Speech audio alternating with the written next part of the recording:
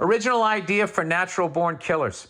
By the way, I watched this movie last week, and I was saying, I hadn't seen it since it came out, and having rewatched it, I realized that it's a romantic comedy with just a high body count. It's actually, I feel like initially this movie was offered to Hugh Grant.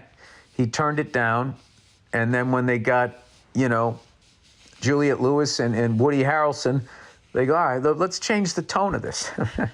But let's keep the love story, because America loves a happy ending.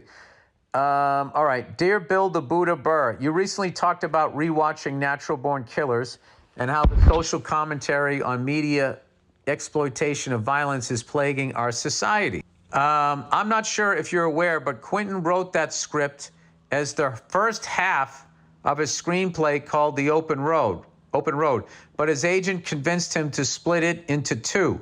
The second half became True Romance. I did not know that. He was forced to sell both scripts to fund Reservoir Dogs, so he never got to execute his vision of the movie, which was completely different from what Oliver Stone did. I do remember Quentin Tarantino getting into a physical altercation with somebody connected with True Romance. I mean, they're all great movies. I mean, I watch any of those movies. Think I give a fuck? He was for blah, blah, blah, blah, blah. Okay, so he never got to execute his vision of the movie, which was completely different from what Oliver Stone did. Natural Born Killers was not supposed to be a satire or social commentary. It was supposed to be a traditional love story, but with the couple expressing their love in a very non-traditional way, i.e. murder. Tarantino was so unhappy with what Stone did to the script that he actually removed his name as a writing credit. Dude, that's why Tarantino he's got balls. No one knew who the fuck he was, and he took his name off a script that Oliver Stone was doing before Reservoir Dogs came out. That's amazing. He just knew. He knew where he was going. He knew what he was fucking doing. Anyway, if you watch True Romance, that film stuck closer to what he intended for both films, and he has publicly expressed praise for Tony Scott's direction. Oh, so maybe I had it backwards.